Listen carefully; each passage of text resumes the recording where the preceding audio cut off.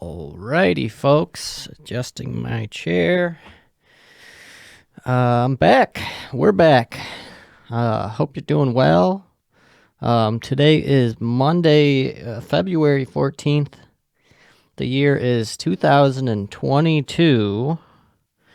And this is going to be Garden Pals number 113.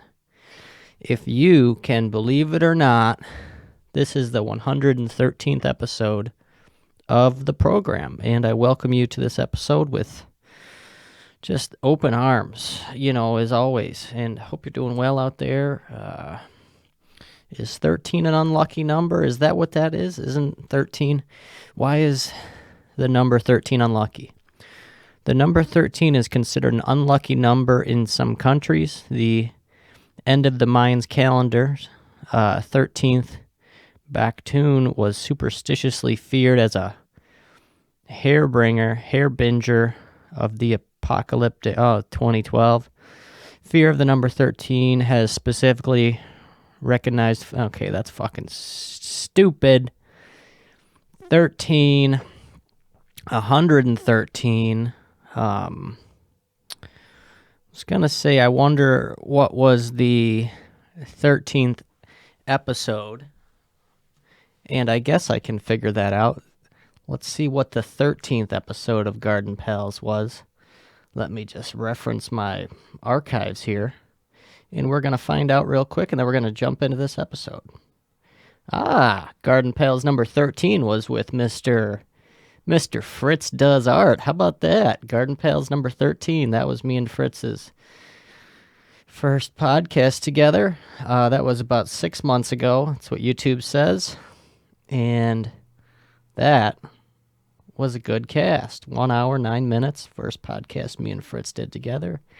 Kind of in the early stages of this here cast. Back when I didn't really have a setup. Solid setup nailed down.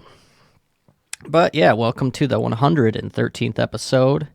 Banger alert. Banger of an episode. I have planned here mostly just because the local news, or rather today's going to be local history for you folks. Local history. Local news. I guess we could get into the Bills-Chiefs game later if I feel like making myself depressed and fucking regressed and all that bullshit. But today is February 14th, and you know what that means. Today is Valentine's Day, St. Valentine's Day. How about that? So spend it with your boyfriend or your girlfriend or your whatever friend. Maybe fuck them, maybe don't. Make some love, make some babies. Send me some videos. Send your pals who don't have a Valentine a video of you fucking your wife or your girlfriend or your boyfriend. I'm sure they would love that. All the lonely pals out there. This is Lonely Pals, not Garden Pals, this episode. No, it's Valentine's Day. Who gives a fuck? And today is also, the other holiday is, today's National Clean Out Your Computer Day.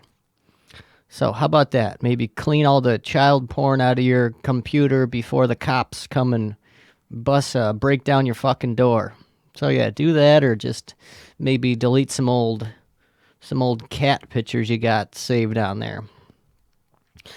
But yeah, Valentine's Day, no real hoots or tangents about that, really. If you got a Valentine's Day, if you got a Valentine, God bless you. Go, I don't know, sodomize them maybe or something like that. But if you don't get down on yourself about it, baby. There's always next year. There's always fucking next year, isn't there? The only memory I ever have of Valentine's Day of anything that ever really happened on Valentine's Day, this was probably 2015 or 2016. Hanging out in Vontae's basement, which was one of the first main hangout spots for the boys and girls. We would just hang out in his basement in the Kroll Parkway, and just chill down there, drink beer, play pong. That was like a whole 2 years. That's what we did, and that's what we love to do, and I'm happy we did it. Lots of fun down there. But I remember one Valentine's Day, we were all hanging out, just the guys. It was called, we did a Sad Boys Valentine, and we are all just hanging out. I think they did some acid, and we were all drinking and hooting and hollering as we normally did. And I think we did some other, I can't remember what else happened, but I remember specifically being there on Valentine's Day for one instance, for one time. And I don't know if this was Valentine's Day this specific time, but there was some kind of creepy like marionette doll that was down there, and they were all on acid at the time. And I was kind of making the marionette doll kind of dance on my lap and having it like talk and stuff. And I think the boys got a little scared when I did that. So my humble apologies to all my good friends out there who I scared with the marionette doll. There's a couple. I have like a little, like a shitty, like what's that? Is that like a curio cabinet?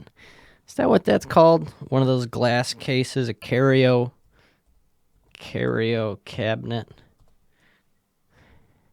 Yep, curio cabinet, and it has some creepy dolls in it. So those are downstairs in my dining room, and I think they're from my father. I don't know why he's collecting creepy dolls, but I wouldn't put it past him. But there we go. So that's what happened on That's my one Valentine's Day story.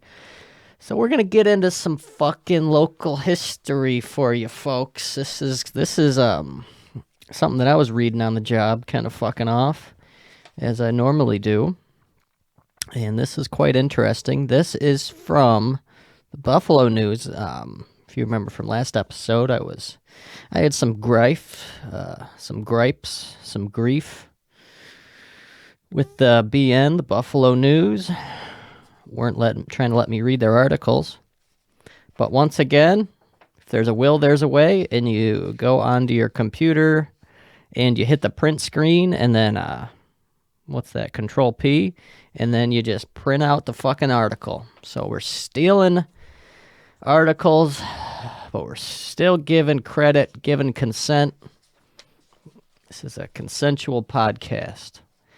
And yeah, today's local history, this is going to be, like I said, from the Buffalo News. This article, our story, is by Thomas J. Prohaska. And this article was released on January 24th, 2022. So shout out Tommy Boy for lending us his words here on the page. The title of the article goes, Researchers Tackle the Case of the Woman Who Once Owned Niagara Falls. How about that? The monument of Augustus Seymour Porter and his family, including daughter Jane Augusta Porter, who died in 1907, at their gravesite in Oakwood Cemetery, Niagara Falls.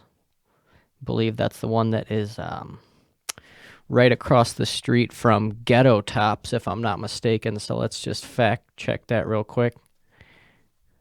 Oakwood Cemetery. Is it? Let's see here. Let's pull up the map. Niagara Rehabilitation Center. Let's see. Come on, zoom in, you fucking motherfucker. Yep, the Arby's, and then Portage. Yep. Why can I not figure out where I'm at? Rent-A-Center, Rite Aid, Dollar Tree. Yep, and then there is Tops. Yep, across the street from Ghetto Tops. So that's where Oakwood Cemetery. And if you remember a couple weeks ago, they have like some kind of mail letter or just a person who writes articles about the people, dead motherfuckers that are in there that were interesting. So that's cool as well. But yeah, Oakwood Cemetery. That's where these people are buried. Okay, so Jane A. Porter should have been rich. Her name should be known around the world. After all, she was a part owner of Niagara Falls before New York State bought the cataract to create the nation's first state park in 1885. Niagara Falls State Park, the first state park. How about that, folks? Dating back decades, the Porter family, which owned Goat Island and the land bordering the falls on the mainland, had charged admission to see the waterfall. The state paid the Porters $525,000 in 1885, which is equivalent to more than $15.3 million today. 1/4 of that was Jane's. But instead of living a life of luxury, Jane Porter was found insane by a jury, committed to a sanitarium, and lost control of her massive estate thanks to the machinations. What the fuck word is that? What kind of... We got to use these big words to throw me off. Lost control of her massive estate thanks to the... What the fuck word is that? Maybe I can get Google to pronounce it for me. And then we'll figure out what this fucking means. Machination. How about that? A plot or scheme.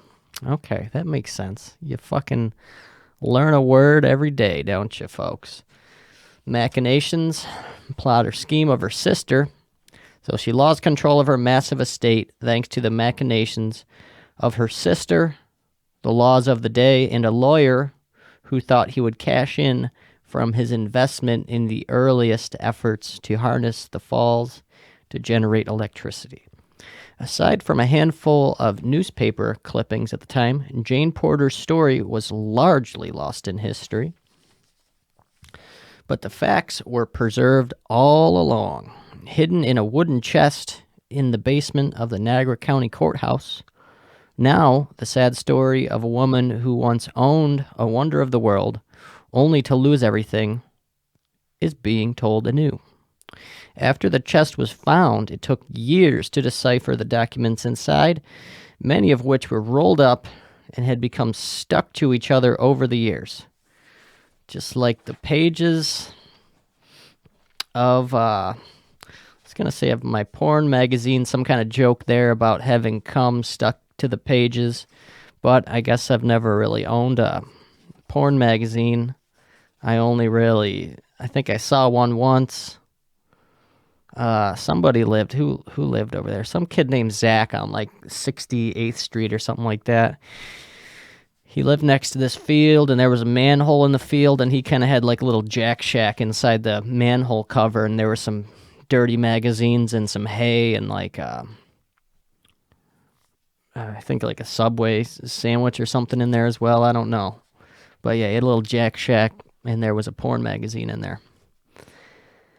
Okay. So after the chest was found, it took years to decipher the documents inside, many of which were rolled up and had become stuck to each other over the years. Insert cum joke.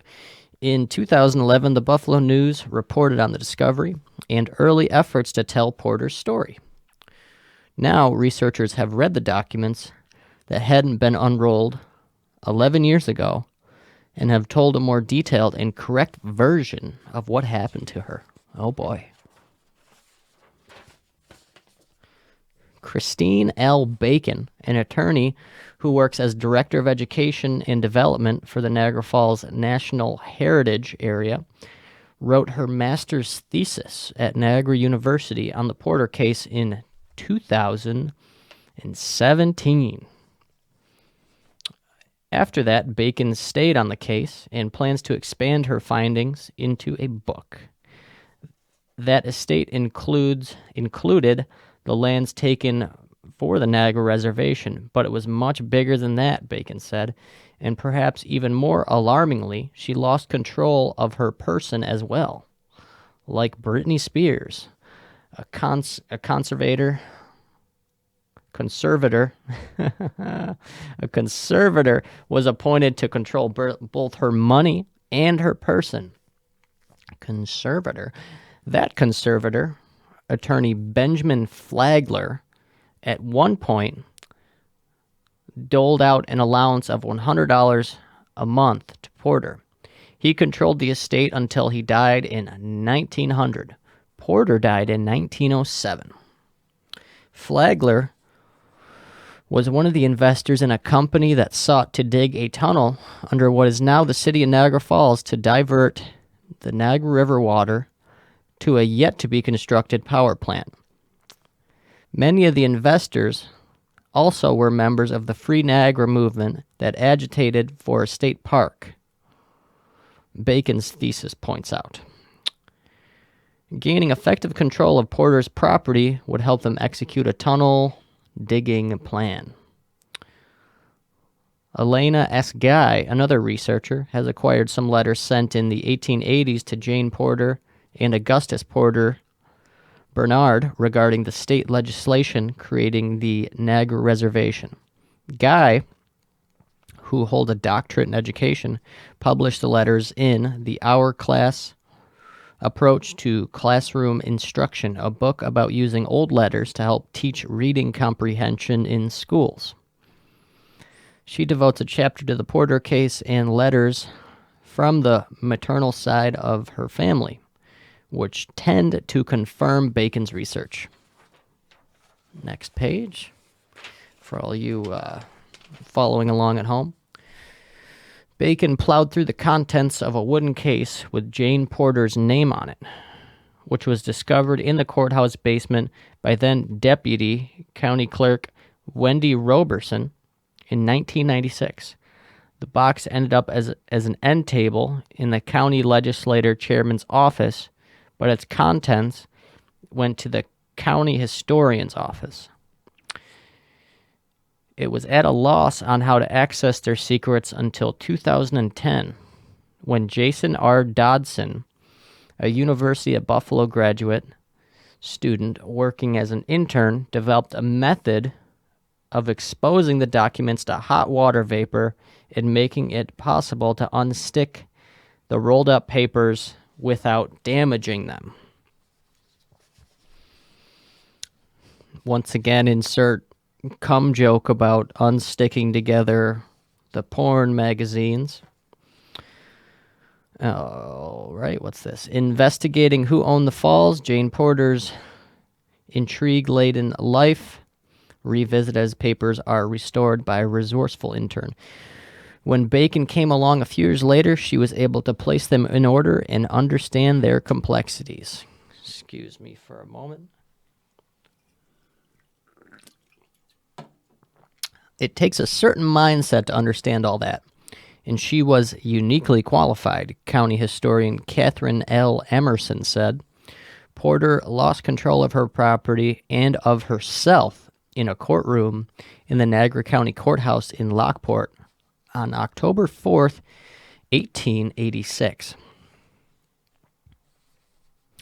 A jury of 22 men was convened for a lunacy hearing at which Porter testified that she had been sad since 1880 and wanted help in managing her financial affairs, but she declared repeatedly that she was not insane. I'm not fucking crazy. You're fucking crazy. Some doctors testified otherwise, including one who was the brother-in-law of Jane's sister, Frederica Sarah Burrell. The sisters were the granddaughters of Augustus Porter, one of the early settlers of Niagara Falls, and the man who obtained control of the area around the cataract in the early 19th century by pulling legal strings and evicting a farmer, Bacon's thesis says. Evicting the little guy, huh? Just like when they fucking evicted me from fucking the Buffalo News website the other day when I was trying to read about fucking hotels getting robbed in Niagara Falls. Go fuck yourself. Burrell had sought to have her sister committed as early as March 1885 when they were both living in England. Jane fled back to the United States to escape the clutches of the lunacy commissioners of England, who had to come to her home to question her, the lunacy commissioners.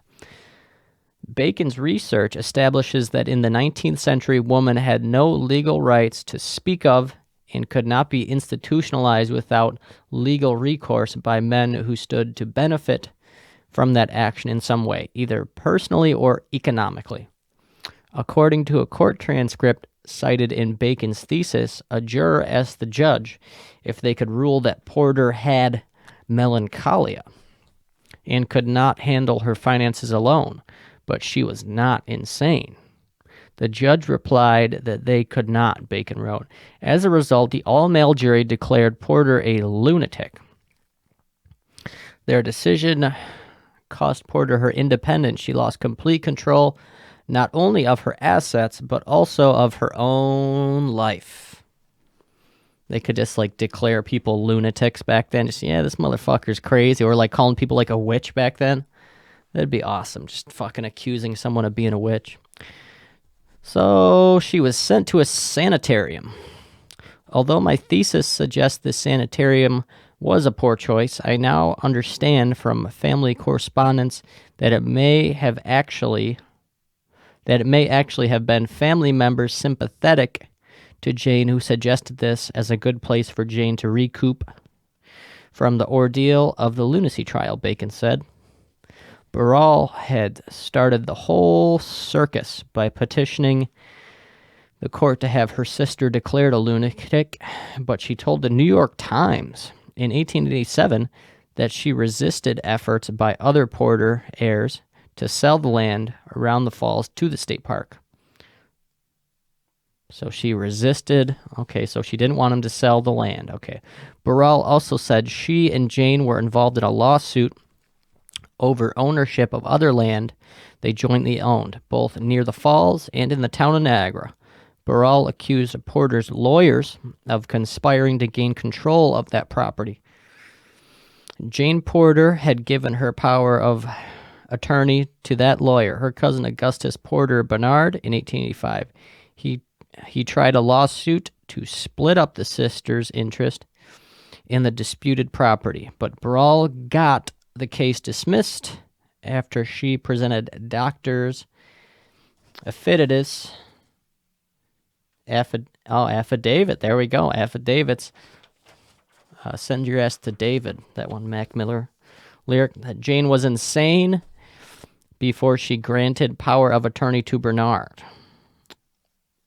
So the affidavits that Jane was insane before she granted power of attorney to Bernard. The Bernard side of the family may have tried to protect Jane Porter in her interest, Bacon suggests. It's a story that needs to be told, Emerson said. It sheds an interesting light on the Niagara Reservation. And once again, this lovely little write-up was from Thomas J. Prohaska, good old reporter. For the Buffalo News. And that was published January 24th, 2022. So there we go. There's a little bit of local history to put in your back pocket. Yeah, let me know what you think about that. That's some cool shit. Love a little bit of local history. Do we want to really talk about the fucking Bills Chiefs game? Not really. It was fucking brutal. It's too many emotions. I was fucking screaming of joy and then just angry and then happy again. Then that last 13 seconds, they fucking got the field goal, overtime. And then they fucking, it kind of sucks that they were on offense, twice in a row, which is kind of sketchy. Josh Allen didn't even really get to see the field. But, I mean, I don't think I'm pro for changing the overtime rules. Some people are on the internet. I mean, in the end, end of the day, folks, defense is just as important as offense. All that malarkey, all that bullshit. Yeah, so that was fucking brutal. that day I even took a nap that Sunday so I'd be able to fucking watch the whole thing. And I stayed up for that, and it was fucking really... I was ready to go out in the middle of the street and start fucking dancing, screaming, go Bills, all that shit at 13 seconds. And then fucking all hell broke loose. What do you think? Should we have squib kicked it? I don't get why they would have kicked it, just so they could take a knee and then set up shop at the 20 or 25. It's tough, but it's still go Bills, of course. Go Bills. Fuck the Chiefs. Fuck Patrick Mahomes' brother. Fuck Patrick Mahomes' girlfriend. Fuck them all. Looks like we're rooting for Cincinnati now. Joe Burrow, JB. Fuck. Boy. And, all right. So moving onward, the last solo scene here, I was talking about fucking the dude that was in 501 that I was selling all the wine to. So he ended up buying fucking, I think like 10 or 12 bottles of wine total at $20 a piece of this shitty wine that we already discussed. So I head out for the weekend on, I think Friday was the last time I saw him, and then I guess, last time, our last podcast, I was talking about how the engineer was up in his room fixing the TV remote, and he said it was a fucking mess. So then, the next day, we were like, well, we got to go in there and fucking check this room, basically so we can just tell him to leave. Like, we need to have an in the room. So we basically just said, oh, well, we just need to do a daily, a checkup after you've been here for like 3 or more days. So we just need to check out the room. And then he refused to let him in the room. And he was just drinking wine still in their face and shit. So then he ended up, we were trying to kick him out, the fucking engineer. And then just my manager, who's like 4 feet tall. And that didn't work, so we had to call the police, and then they deemed that this motherfucker needed medical attention, so he just got carted out of the fucking place and brought to the hospital. So technically kicked out, I guess. So then we end up going in there, into the room, and he pissed all over the fucking mattress. There's wine bottles everywhere. There's fucking vodka bottles everywhere. Oh, yeah, and then I forgot. Before he got kicked out, we cut him off at the front desk from buying any more of our shitty wine. So he, the problem solver he is, or was, I don't know if he's dead or not, he took a cab down to the liquor store that's right near the hospital and bought himself a couple bottles of that plastic bottle vodka. The fucking nectar of the gods. And he was drinking that. So I don't know if this is like territorial, or I think what's more likely is that I was just a drunken piss, because I guess we got in the room after he got carted out in the fucking paddy wagon. He pissed all over the bed. It was a room with 2 beds in it, actually, and it was just him in there by himself. So I don't know if he pissed in both beds or just one, not sure. But the one maintenance guy, he was carting out the bed, and it just had the fucking big old fucking yellow stain on it. Oh my God. I can't believe that. Imagine your boss telling you, hey, you gotta cart out this fucking pissy mattress. And then fucking since, because of all the snow, our dumpster at work, garbage truck couldn't come. So then the fucking pissy mattress is just chilling fucking outside, blowing in the wind.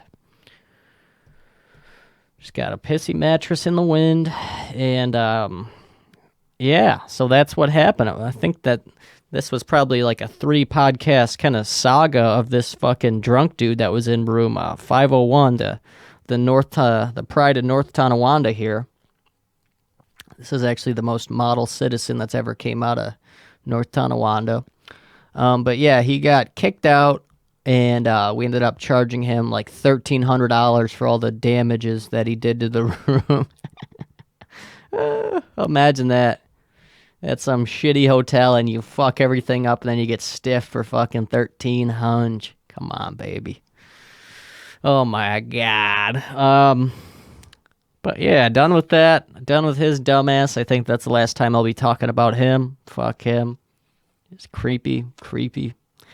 But would you expect anything else at a hotel in the middle of fucking January? Come on. That's all it is. Just creepy, creepy, creepy, creepies. I miss the fucking innocent fucking tourists who are just getting fucked for like a shitty hotel room for like $400 a night. Now we just got fucking local crackheads that are getting rooms for like $35 and just fucking beating their kids in the rooms and shit. But it's neither here nor there. Just one moment, folks. Gonna take a sip of my LaCroix here. We got a peach pear for the day. Yeah, I hope you enjoyed number 112 with Mookie Brenson and Mr. Matt, both making their mighty returns to the pod. Last pod Matt was on was the Pittsburgh Fucked Me episode. Another very early on pod. I've talked about that since many a time, so we're not going to talk about that anymore. Permanente, whatever the fuck it's called in Pittsburgh. Trash. But yeah, I had a good time on that pod, number 112. 6-inch and a can of Krylon. Good old title credit to Mr. Matt. Drank some Modelo's on the pod. Had the day off after recording it, so I was not worried about any sort of hangover business or anything like that. Usually don't like to drink on the pod. I don't know. It's not very conducive to being silly. So I guess sometimes it is, sometimes it's not. I don't know. But if you're fucking doing a podcast with you got the guys, hanging out, you might as well fucking have a few pops, and that's what we did. Modelo, that's just a fine beverage. I don't think this is definitely not a hot take at all, but Modelo is fucking knocking Corona out of the water for Mexican beer wise. Yeah, Corona's pretty trash. Modelo's nice. I don't like the little tin foil that's on the lid. It's just kind of not conducive to me fucking drinking as much as I can in the shortest amount of time. Just not very conducive to that, but that's my only critique of Modelo. Other than that, they're a tasty beverage. Yeah, I was up this morning working on the podcast from yesterday, number 112. And I was just sitting, it's like 5:30 in the morning, day off, so I'm just drinking my coffee, editing up the audio and the video and all that malarkey.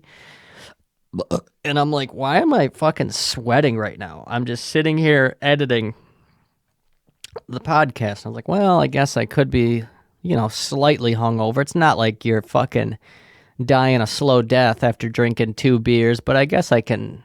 Some people are more prone to, or more sensitive, I guess, to having alcohol in their system the day after.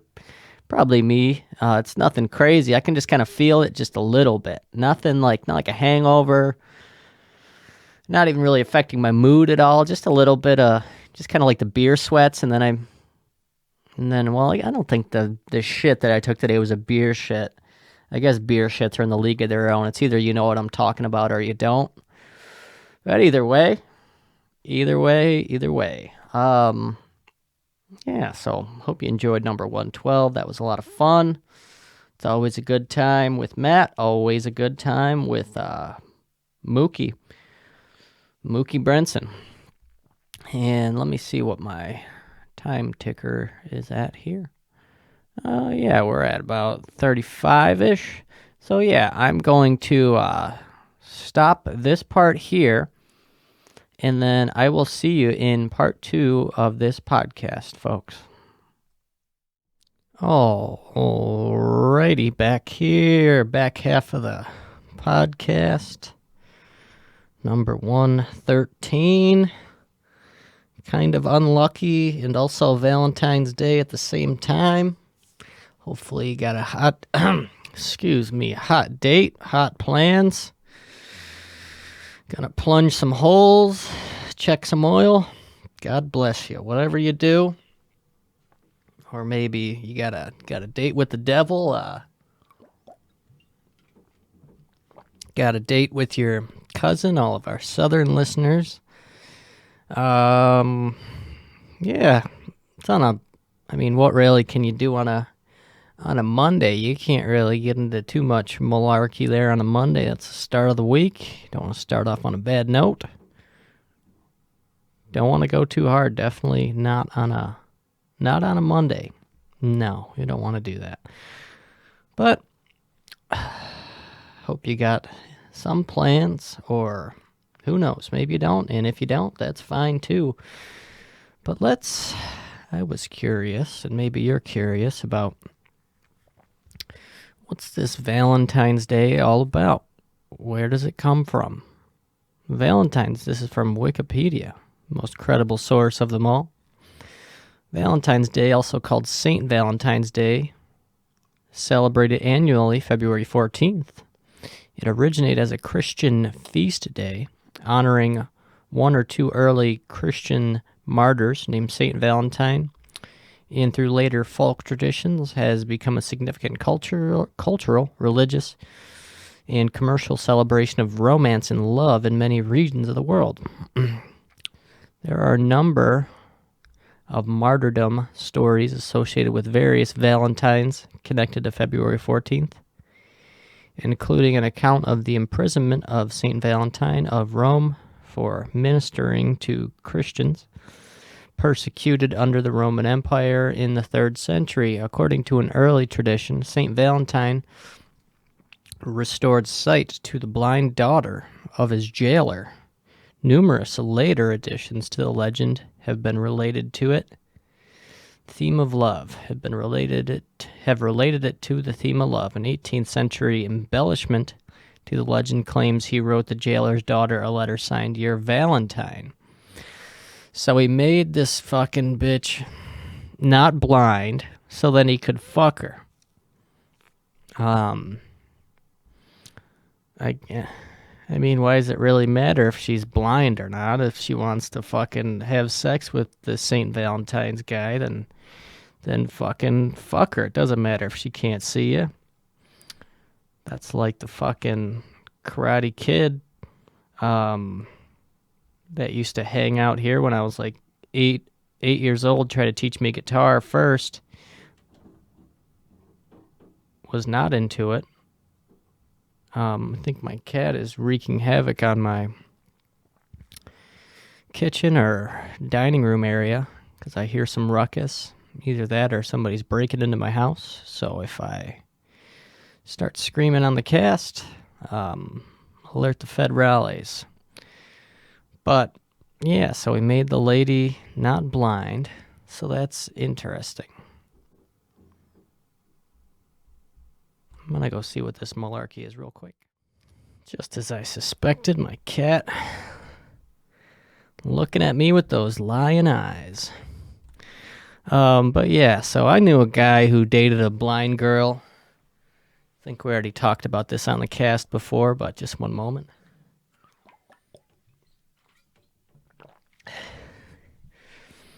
Yeah, he was kind of like the neighborhood karate guy, called him Karate Kid, and he used to play in shitty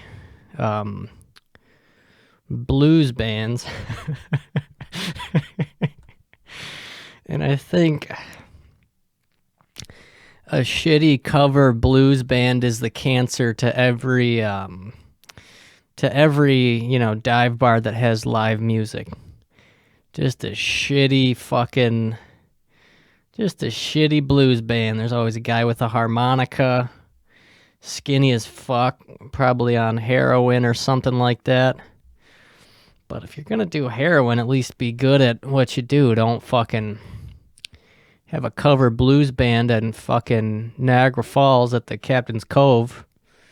Go fuck yourself. But the one guy who I knew who dated a blind chick, imagine how the fuck, pre-internet, definitely pre-internet, probably 2010, no, probably 2008, dating a fucking blind bitch. She was quite the heifer too, but yeah, I stole from the blind. She had a cool watch that would talk to her, and I stole it from her. I think she didn't see it coming, and yeah, I think I already said that on the podcast. I probably said the same exact joke too. Who knows?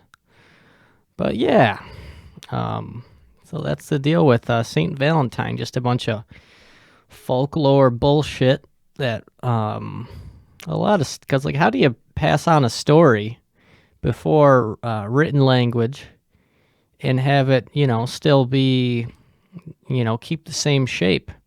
And that's probably just about everything that oh wow, there's in this Wikipedia on Valentine's Day, there's like how Valentine's Day is celebrated in different countries. There's probably about 25 different countries here. So let's pick a fun one. Let's see what's up with Valentine's Day in Pakistan. The concept of Valentine's Day was introduced into Pakistan during the late 1990s. Wow, with special TV and radio programs. Despite the celebration becoming popular among urban youth, and the florists expect to sell a great amount of flowers, especially red roses, the case is the same with card publishers. Well, that's not very fun. I thought it would be something interesting or something different, but it's pretty much just the same. Good old Valentine's Day. But yeah, if you're blind or somebody that's blind, that's a relatable tale. Imagine that. That'd be the ultimate way to you just cure somebody's fucking shit that's plaguing their life. You just made her not fucking blind. Of course she's gonna let you fuck her. That's like if some bitch was like, hey, I'm gonna make you 6 foot. Be like, no fucking way, let's do it. And then of course that would be, that would be interesting, I guess. I don't really know where I was going with that, but I went somewhere with it, I guess. I don't fucking know.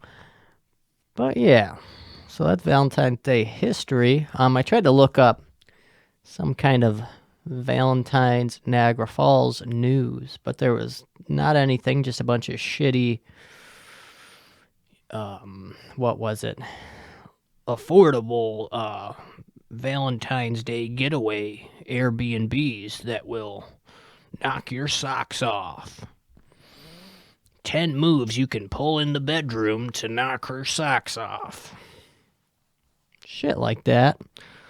But yeah, there really wasn't. I think there was some kind of mob history that is the Valentine's Day Massacre, or St. Valentine's Day Massacre. Let's get just a quick history on that, and then maybe I got a couple more things I want to say, and then we'll get out of here. And I'll get out of your hair. What the fuck is this? Well, it's on history. Don't play the fucking video. The St. Valentine's Day Massacre shocked the world on February 14th, 1929. When Chicago's North Side erupted in gang violence. Gang warfare ruled the streets of Chicago during the late 1920s as chief gangster Al Capone sought to consolidate control by eliminating his rivals in the illegal trades of bootlegging, gambling, and prostitution. This rash of gang violence reached its bloody climax in a garage on the city's north side on February 14th, 1929, when 7 men associated with the Irish gangster George Bugs Moran, they all had fucking stupid-ass nicknames. George Bugs Moran was one of Capone's longtime enemies, were shot to death by several men dressed as policemen. Oh, wow, I didn't know that. That's fucking interesting. So these Irish mix shot to death by several men dressed as police officers. Stolen valor. The St. Valentine's Day Massacre, as it was known, remains an unsolved crime and was never officially linked to Capone, but he was generally considered to have been responsible for the murders. Well, that's quite fucking interesting, isn't it? St. Valentine's, or what's it? Yeah, St. Valentine's Day Massacre. Jeez. So it's like Depression era fucking Chicago, double negative, pretty much. And then you got fucking people going around dressed as fucking police officers and fucking shooting people. That's fucking interesting. There was a cool YouTube documentary about Al Capone that I watched probably like a couple months ago. Yeah, that was interesting. Love a good documentary. Love some history. Tried to pull some Niagara Falls history or something to do with Valentine's Day, but nothing really there. So yeah. So today is garbage day for me. Very smooth segue into a new topic. Garbage day, and since all that snow bullshit, the blizzard of fucking 22, they didn't have a garbage day that week because everybody was fucking snowed in. And, yeah. And like I said, when you shovel your driveway, you never fucking think to shovel out a spot for your garbage cans. At least that's me. I never think to fucking do that. I never think to do it. So obviously I didn't. And, yeah, so I fucking had to double back a couple days after and shovel out a fucking spot for my garbage cans. And it was fucking a couple days after, so the snow had kind of consolidated, and it was warm, so the snow was about 3 times as heavy as it normally was, and it really fucked me up trying to shovel out one single spot for my one garbage can. And I know what you're saying at home, wherever you are. You could have just put the can in the street. And I really could have, but then it would have blocked my driveway. And I definitely wouldn't have wanted to put it just where my garbage can is normally, but in the street. I don't want to be one of those fucking scumbags. Because I got a couple on my fucking street that are doing it. Pretty much everybody. Because nobody thought to shovel out a spot for the damn garbage cans. Nobody. You don't think. Nobody thinks to do that unless you're... I don't know. Maybe now I'll fucking do it. But I don't know. That's just a whole different level of being prepared, readiness, proactive. Remember those skincare commercials, Proactive or whatever the fuck it was called? Those were always on. All those shitty fucking commercials. That'd be cool to go through some shitty commercials and just remind everybody of them. Try to look for, well, I don't know, commercials are probably different everywhere, but who gives a fuck? Yeah, so garbage in the street, garbage day.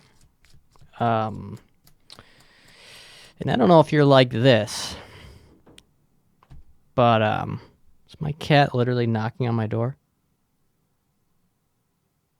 That crazy. No, I think it's probably just the wind fucking. But, okay, so let me know if you're one of these type of people. If there's like a little garbage, like a little fucking coffee cup, Tim Hortons cup, plastic bag, anything out front of your house, are you going to go out there and pick it up and then put it in your trash, or just leave it there and let the filth just rot in front of your house? So I am of the ilk of picking up the trash usually, unless it's like just like a can or something, or maybe I'll leave it. I don't fucking know. But this morning, And usually if there's like a little bit of shit in front of somebody else's house, or if their garbage can gets knocked over, one of my neighbors, I'll be that guy to go fucking pick it up and fucking put it where it's supposed to be. But this morning, there was a fucking whole ass Christmas tree in a bag on my fucking street. And I was really, really tempted to go pick it up and put it on the sidewalk where it rightfully belonged. But my only qualm with it, my only, that made me second guess it, was I didn't know if it fucking blew from down the street in front of my neighbor's fucking house. Because then he'd be like, well, why the fuck is there, a Christmas tree next to my fucking garbage? But either way, the Christmas tree traveled from one side of the street to the other. Now it's pretty much in the center of the street. And I'm kind of torn because I don't want to just throw it onto someone's lawn next to their garbage can. I don't want to fucking have to fight one of my neighbors because I'm trying to be a good neighbor. Keep the fucking streets clean here. Street sweeper. But yeah, so that's where I'm at, and I don't know. Yeah, a little bit of a pickle. But like I said, any fucking, even like, shoveling, if people need help shoveling, I'll fucking do that, or pick up the garbage cans, all that shit. But yeah, I don't know what to do with this whole ass fucking tree that's in the middle of my street. And hopefully, or probably, what was I going to say? I hope that the fucking wind is so loud. It's fucking alarming me as I'm recording. But I hope that the fucking garbage men fucking pick up the goddamn Christmas tree out of the middle of the street and fucking throw it out. But I don't know if they will, if it's not in a designated spot. Because I'm sure they could be fucking assholes if they wanted to and just fucking leave it there for next week. And that would be a fucking nightmare because I don't know what the fuck to do. Wouldn't know what the fuck to do with this fucking tree. Probably just have to take it in my backyard and fucking burn it. I remember one time we were in Tanner's backyard and they would save up Christmas trees and then find them on the curb when people would throw them out and hold them in their backyard until summer, and then they'd be nice and dry. And the one time, we burned 3 Christmas trees all at the same time, and the fire was so fucking big and so fucking hot. It almost caught the tree on fire that was like 20 feet above the fire pit. And you couldn't even stand within like a 15-foot radius of the fire without the feeling of your face burning off. It was absolutely insane. Love burning shit. Don't you love just burning shit? Fucking being a pyro. Burning shit. And then fucking, of course, back in the day when you would get the magnifying glass and fucking burn your like a Rey Mysterio doll or a fucking Undertaker doll. That was always fun, too. I remember me and Matt doing that a couple times. What else would we fucking do? What else would we fucking... Fireworks, obviously, huge. Love fireworks. Burning shit. Anything else? What else was fun to burn? What else would we fucking... Putting, like, Axe body spray in a fire pit. That's a classic move. And then the story about fucking Chunk putting a spray paint can in Christian's fire pit when he'd already moved out of his old house when we were just having parties in his garage. That's a story that's been told many a time. Yeah, just love burning shit. Don't you just love burning shit or just sitting around a fucking campfire? Campfire, bonfire. What the fuck's the difference between a campfire and a bonfire? They're probably the same thing, right? I don't fucking know. And last topic of discussion here this kind of gave me some perspective, pissed me off, all in one. So, day off was going to pay the frickin' Wi-Fi bill at Spectrum. And I love the kiosks because you can just go to them. You don't got to fucking talk to anybody. Don't got to look anybody in the eye. You just go to the kiosk, type in the phone number, then you just put money on your account. It's so fucking easy. Just fucking, no middleman. Cut out the middleman. And it's streamlined, fucking quick and easy, done and done. But everybody's worst nightmare, or at least my worst nightmare, happened. I pull up to the fucking Spectrum place, and on the kiosk that is my golden goose that I usually use, it's got a big old shitty piece of computer paper on it with some bullshit excuse for why the kiosk is not in service. So then I just stand around, and there's 3 employees and me, just me. They had just opened. There's literally nobody in the store. There's nothing that the employees are working on. They're just standing there with their thumbs up their fucking ass. So there's always like one fucking guy who dresses too well for the job. He's got like a shit, but doesn't dress like nice, just kind of just puts on like a dress shirt for some reason when they work at like Taco Bell. But this guy has on some shitty dress shirt, and he works at Spectrum, and he's like, "Hey, can I help you?" And I'm like, "Yeah, I just want to put some money on my account." And then he asked the question, cash or card? And I'm using cash at this moment, so I say cash. And then he's like, oh, like he wanted to hear me say credit. I guess he didn't have a register, but either way, he was literally doing nothing at all. And then he said, oh, I'll put your name on the fucking registry. It's like, what do I have to register for? There's nobody fucking in line. There's nobody here. You guys just opened. What the fuck are we doing? What is the point of this? So then he literally doesn't even go behind the computer. He just fucking walks away. He doesn't put my name on whatever the fuck he was talking about. And then there's 2 other fucking assholes at the front register that I'm standing in front of this whole time while I'm talking to the one douchebag with the shirt on. And they're both standing behind the register fucking with each other's thumbs up each other's asses. And they're looking at something on their computer. And I was trying to pierce holes in their fucking foreheads by staring at them for so long. And I would have been fine with waiting if they were like, hello, how you doing today, sir? It'll just be a moment. I would have really appreciated that. I would have really appreciated it in that moment. But nope, I did not get one of those greetings or anything. They just fucking stood there. And they were just, because what important thing could they be fucking looking at? They work at Spectrum. And I just want to fucking put money on my account, like I said. So I literally wait there just staring at them for fucking probably 3 minutes straight.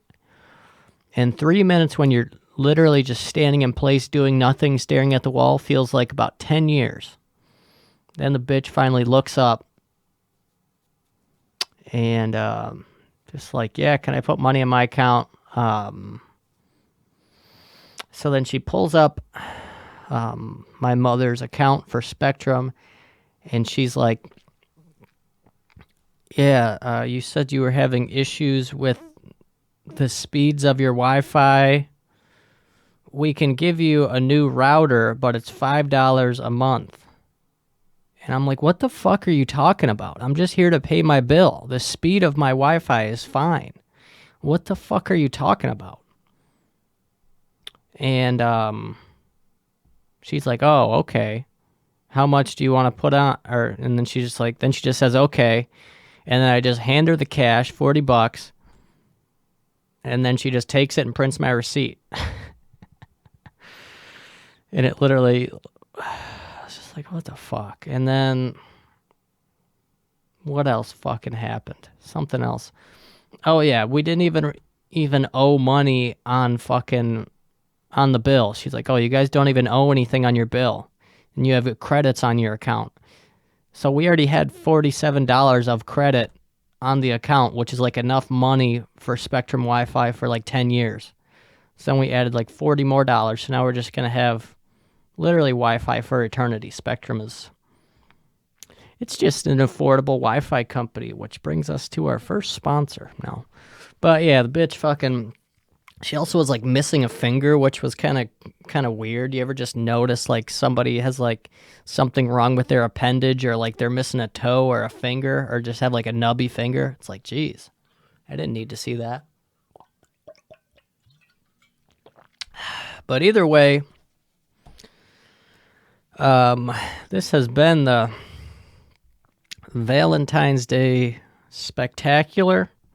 Like I said, I hope you're plunging some holes and having a good old damn time with a partner or with yourself. Not one to judge here. Yeah, this has been Garden Pals number 113 for Monday, February 14th. And yeah, have a great day, folks.